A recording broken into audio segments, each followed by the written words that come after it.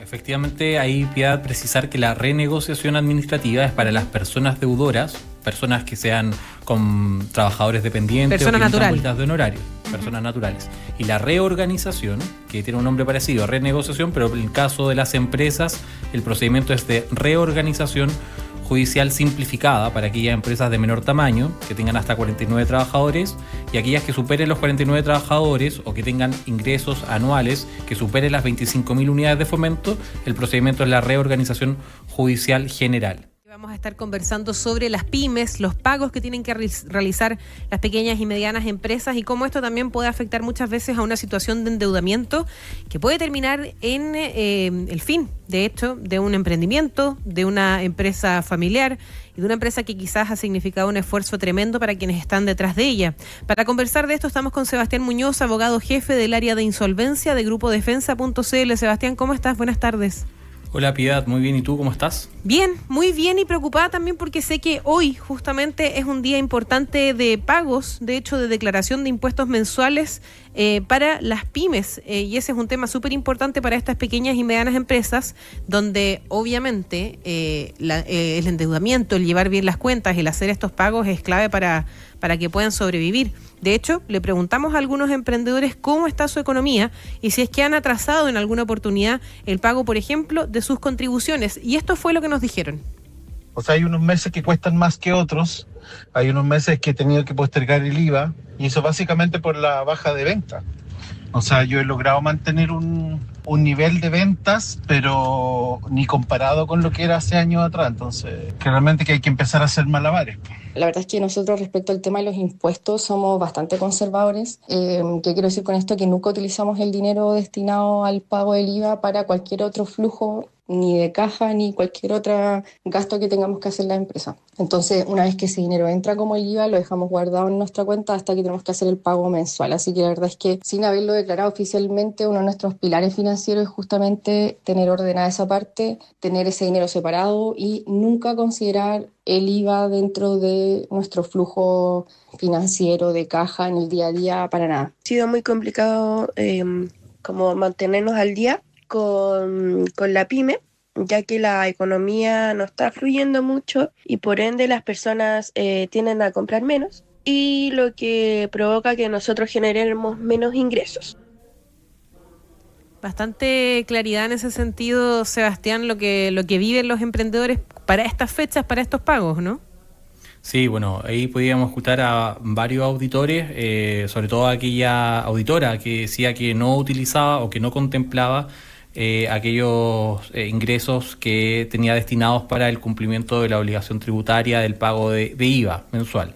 Efectivamente es la fecha ya para pagar este impuesto del formulario 29, sin embargo, si la declaración las personas la realizan a través de internet con pago en línea, con cargo a una cuenta corriente o tarjeta de crédito, el plazo se extiende hasta el día 20 del mismo mes. Uh-huh. En consecuencia, el pago del formulario 29, si lo realizan de forma online, lo pueden realizar hasta el 20 de este mes.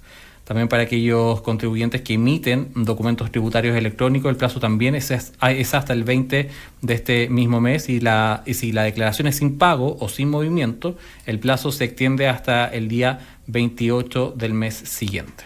Bien, ahí es una fecha que también es importante remarcar porque me imagino también puede pasar que si es que efectivamente las pymes están con mucho movimiento o atravesando una crisis, en cualquiera de los dos casos, efectivamente en cualquiera de ellos puede una pyme tener algún tipo de desorden que genere este tipo de complicaciones. Sí, efectivamente. Sobre todo cuando son poquitas personas, además.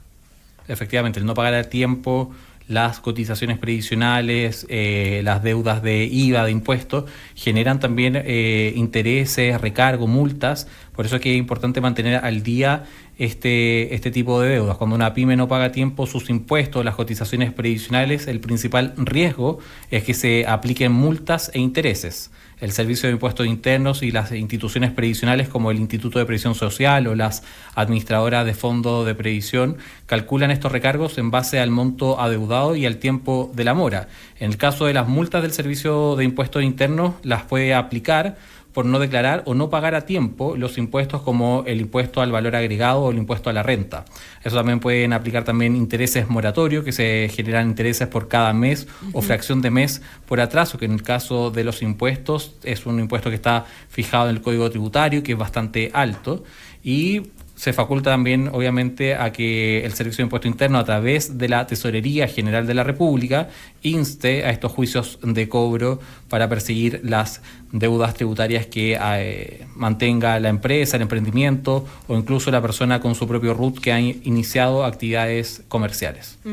Y entiendo también, Sebastián, que hace algunos meses en Instagram, en Defensa de Deudores, recibieron un caso que refleja lo que viven muchos emprendedores chilenos, especialmente en las fechas de pago IVA, como el 13 de cada mes, que dice lo siguiente: tengo una pyme con 2 créditos FOGAPE, con garantía estatal para capital de trabajo o inversión, de los cuales soy aval. La deuda restante es de aproximadamente 50 millones de pesos, 50.000 millones de pesos. Uno ya fue renegociado. La empresa lleva 3 años con fuertes pérdidas y no da más. Mi único activo, dijo, es un camión del año 2022. ¿Qué opciones tengo para que esto no me afecte como persona natural? Ahí hay que hacer una distinción importante, Sebastián, porque muchas pymes son finalmente de una misma persona que saca adelante un negocio. Claro, bueno, ahí hay que analizar el flujo de caja de la empresa para ver si efectivamente es viable o no, para que podamos instar a un procedimiento de reorganización de la empresa, ya sea a través de una reorganización simplificada o a través del estatuto PYME. Por eso es que va a ser importante que podamos analizar la documentación contable de la empresa, si es viable o no aún mantener la operatividad de ese negocio, a efecto de que si consiguiendo mejores tasas de interés, consiguiendo un periodo de gracia, pudiendo reestructurar la deuda a través del procedimiento de reorganización, vamos a hacer viable la empresa para que pueda terminar de pagar lo que el saldo restante del FOGAPE, pero además de pagar el saldo restante del FOGAPE, que permita también ser viable el negocio a efectos de que este sea el sustento y genere los ingresos para la subsistencia de la persona, desarrollar una nueva actividad. Eso es la primera opción. En caso de que el emprendimiento no sea viable, habrá que ver entonces la posibilidad de presentar una liquidación voluntaria, la quiebra de esta empresa, para que se extinga esta deuda y ver qué opciones podemos negociar a efectos de que, como él ha quedado como aval de las deudas de la empresa, habría que analizar también el patrimonio propio del emprendedor para tomar una decisión más eficaz. Y en ese sentido, además, ¿qué alternativas existen para evitar que una deuda crezca y se vuelva inmanejable, como el caso que estábamos comentando? Bueno, lo principal es cuando ya la deuda, las personas han dejado de pagar más de 3 cuotas, los bancos, las instituciones financieras en general, aquellos que han entregado un financiamiento FOGAPE, que tiene una garantía estatal, se encuentran facultados para acelerar la deuda y aplicar los intereses moratorios. Por eso es que va a ser importante poder adelantarse a esta situación, viendo la posibilidad de hacer una reorganización de la empresa o poder renegociar directamente con el banco a efectos de poder conseguir una mejor tasa de interés, un periodo de gracia, un periodo que nos permita reestructurar la deuda de forma global de la empresa.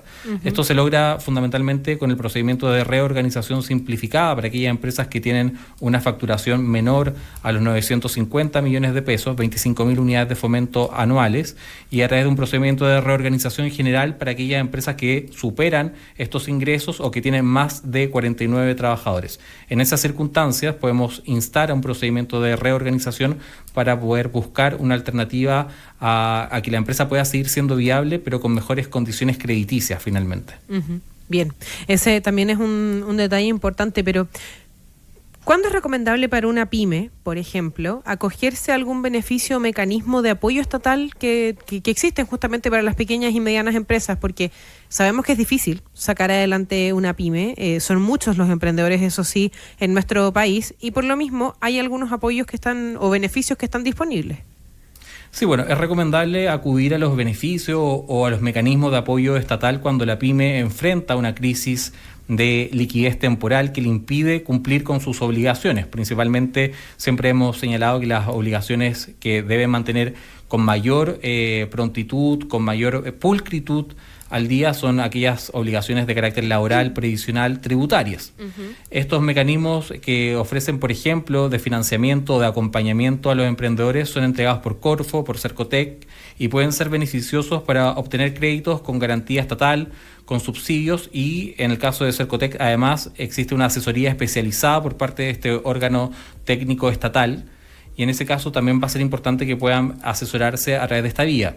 También es una buena opción para aquellos que buscan capital de trabajo o necesitan financiamiento para un proyecto específico que les permita superar la crisis y reactivar su negocio. Eso es respecto a aquellas ayudas estatales para financiamiento. Y en el caso de lo legal, cuando requieren ya una asesoría de un abogado para poder conseguir un acuerdo de reorganización porque el financiamiento o a lo mejor no ha llegado o se ve que va a llegar en un largo plazo, el procedimiento de reorganización o de estatuto PYME es una buena alternativa para poder entonces obtener también ese financiamiento a través de una reestructuración global de la deuda. Y vamos a adentrarnos, de hecho, en el detalle específico de cada una de esas posibles soluciones. Estamos hoy día enfocándonos en las pymes, en las pequeñas y medianas empresas de nuestro país, sobre todo que el día de hoy, por ejemplo, como todos los días 13 de cada mes, tienen que pagar impuestos y muchas veces hay complicaciones para esos pagos, no hay flujo de caja, eso puede ser muy complejo para posibles endeudamientos. De eso conversamos con Sebastián Muñoz, abogado jefe del área de insolvencia de Grupo Defensa.cl.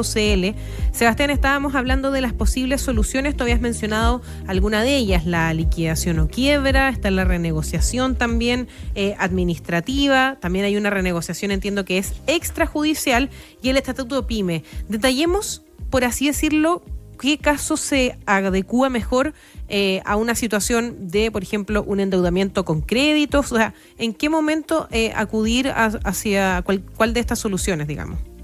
Claro, efectivamente ahí Piedad precisar que la renegociación administrativa es para las personas deudoras, personas que sean con trabajadores dependientes personas o que emitan naturales bolitas de honorarios, personas naturales. Y la reorganización, que tiene un nombre parecido, renegociación, pero en el caso de las empresas, el procedimiento es de reorganización judicial simplificada para aquellas empresas de menor tamaño, que tengan hasta 49 trabajadores, y aquellas que superen los 49 trabajadores o que tengan ingresos anuales que superen las 25.000 unidades de fomento, el procedimiento es la reorganización judicial general.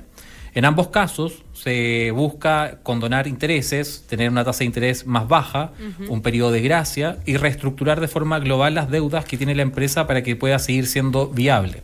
Hacer un plan de pago a efectos de que los acreedores aprueben esa propuesta y la empresa pueda seguir manteniéndose viable en el tiempo. Un procedimiento de reorganización exitoso en grandes empresas, por ejemplo, en los casinos Enjoy, se aprobó en dos ocasiones un acuerdo de reorganización judicial que permite que hasta el día de hoy la empresa pueda seguir siendo viable. El caso, por ejemplo, por el año 2017 se aprobó el acuerdo de reorganización de la empresa Subús de Transantiago, la Caja La Araucana por el año 2015 vivió un proceso de reorganización al amparo de esta nueva ley. En consecuencia, lo que se busca es que la empresa pueda seguir funcionando, siga siendo viable con mejores condiciones, reestructurando la deuda, vendiendo quizás algunos activos que pueda tener a efectos de que la propuesta de pago a los acreedores también sea atractiva para que la aprueben. En estos casos de reorganización los trabajadores mantienen sus trabajos y sus fuentes laborales. Eso también es muy importante de destacar. Ahora, ¿qué beneficios concretos ofrecen estos mecanismos para aliviar las deudas de las pymes? Bueno, como te comentaba, fundamentalmente los acreedores también van a ser flexibles en el sentido de que van a bajar la tasa de interés, van a otorgar mayor plazo, van a entregar un periodo de gracia a efectos de que el acuerdo de reorganización surja sus efectos por regla general en 90 días más de una vez acordado el acuerdo. A efectos de que también la empresa pueda realizar caja, pueda verificar el flujo, pueda dar marcha a estas nuevas iniciativas, desplegarlas, las nuevas iniciativas de negocios, a efectos de que puedan eficientar procesos y puedan dar cumplimiento a estas nuevas condiciones. Entonces, te resumo, mejor tasa de interés, un periodo de gracia y una reestructuración global de la deuda que mantiene la empresa. En ese caso, Sebastián, estamos hablando de las pymes finalmente que toman acción, que hacen algo frente a este problema, pero ¿qué consecuencias puede tener no tomar medidas frente a este tipo de endeudamiento? Bueno, cuando no vemos lo que está ocurriendo en el día a día de la empresa, o no queremos ver, también las deudas van aumentando fuertemente los intereses, como vimos en el caso de las deudas previsionales y las deudas de impuestos, tienen intereses muy altos, fijados por ley. En el caso de las deudas tributarias, que además se agregan reajustes, intereses y multas. Y en el caso de las deudas de cotizaciones previsionales también tienen un interés bastante elevado que lo va a dictaminar el juzgado de cobranza laboral. Y en el caso de las deudas de cotizaciones previsionales también tienen un cariz penal en caso de que se demuestre que existió una malversación o un desvío de fondo en el no pago de las cotizaciones previsionales, una apropiación indebida. En consecuencia, hay consecuencias graves en el caso del incumplimiento de estas dos obligaciones, tanto de las de impuestos como de las de cotizaciones previsionales. Bien. ¿Y qué pasos básicos tiene que seguir también una pyme para regularizar sus contribuciones atrasadas? Porque antes de endeudarse quizás hay una forma de ordenarse. Sí, bueno, tanto las pymes como las personas que tengan contribuciones atrasadas, el primer paso es determinar el monto exacto de la deuda con el Servicio de Impuestos Internos. La Tesorería General de la República es que nos va a dictaminar este monto, que lo vamos a poder descargar directamente de la página web de la Tesorería General de la República, que es www.tgr.cl, con la clave única del contribuyente o con la clave del Servicio de Impuestos Internos de la empresa. Vamos a poder saber cuál es la deuda que ha señalado la tesorería, que va a incluir, obviamente, como señalé, el reajuste, los intereses y las multas. Posteriormente pueden acercarse a la TGR a efectos de buscar una opción de pago, un convenio de pago que permita saldar la deuda en cuotas. Es esencial cumplir rigurosamente estos acuerdos para evitar que sean revocados. Hasta marzo, y a raíz de la Ley de Cumplimiento Tributario, la Tesorería General de la República tenía un convenio que era bastante beneficioso para aquellas personas que tenían deudas atrasadas a efectos de generar un convenio. Al día de hoy tienen que seguir el conducto general regular a efectos de acompañar documentación que acredite el flujo de caja de la empresa, que acredite la posibilidad de dar cumplimiento a este acuerdo y que también dé cuenta del mal momento que estaba viviendo la pyme, que llevó a este endeudamiento para que se pueda generar un convenio de pago de forma excepcional con la Tesorería General de la República. Finalmente va a ser el tesorero quien va a determinar si aprueba o no, concede o no un convenio de pago para estas deudas que se encuentren atrasadas. Y remarquemos también, Sebastián, cuáles son los plazos finalmente, porque claro, hablamos siempre del 13 de cada mes. Hoy día, de hecho, muchas pymes, personas que nos están escuchando en estos minutos, están justamente en esa jornada. ¿Cuáles son los plazos también para este tipo de pagos para los contribuyentes que emiten documentos tributarios electrónicos? Por ejemplo, si es que la declaración y el pago se realizan a través de Internet, para ir organizando un poco, porque muchas veces son tantas las directrices, las instrucciones o los trámites que hay que hacer, que es normal que se nos pueda pasar algún plazo. Sí, la regla general es que el pago del formulario 29, que es el pago de IVA, las personas lo realicen hasta el día 20 de cada mes, porque el 99% de los contribuyentes realizan el pago a través de Internet con pago en línea, ¿ya? Lo realizan con cargo a una cuenta corriente o una tarjeta de crédito, y el plazo en ese caso para poder pagar, reitero, el formulario 29, que es el pago de IVA, es el día 20 de cada mes. Para los contribuyentes que emiten documentos tributarios electrónicos, que también es el 99% de las personas o de los contribuyentes a nivel nacional, el plazo es el 20 de cada mes, y si la declaración es sin pago o sin movimiento, el plazo queda hasta el día 28 del mes. En consecuencia, esos son los plazos que los emprendedores debieran mantener muy al día en su mente para recordar el cumplimiento de estas obligaciones con el Servicio de Impuestos Internos. Sebastián, y ustedes también, me imagino, en Defensa de Deudores se han visto o han conocido distintos casos. ¿Cuál es el error que más se repite, o en ese sentido como el tip o recomendación que has visto de acuerdo a lo que notas muchas veces pasa con las pymes? Bueno, muchas veces las personas confían ciegamente en que el pago y el cumplimiento de estas obligaciones tributarias las va a realizar el contador. Y ahí el llamado es a fiscalizar o a pedir el comprobante de del pago de estas obligaciones. El pago del formulario 29 tiene un membrete, un timbre digital actualmente del Servicio de Impuestos Internos. Cuando se encuentra pagado, es recomendable que el emprendedor le pida al contador el comprobante de este pago, de esta obligación tributaria, porque muchas personas además de pagar el servicio contable, transfieren el monto del IVA al contador. ¿Ya? Esa es una forma de operar que tienen algunos emprendedores, y el contador realiza él directamente el pago de la obligación tributaria.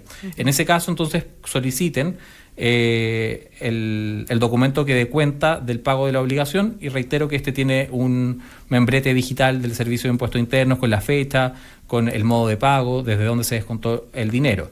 Pueden también llamar a la mesa de ayuda del Servicio de Impuestos Internos para verificar esta situación, o acercarse directamente a la oficina del Servicio de Impuestos Internos para verificar de que esto se encuentre en regla.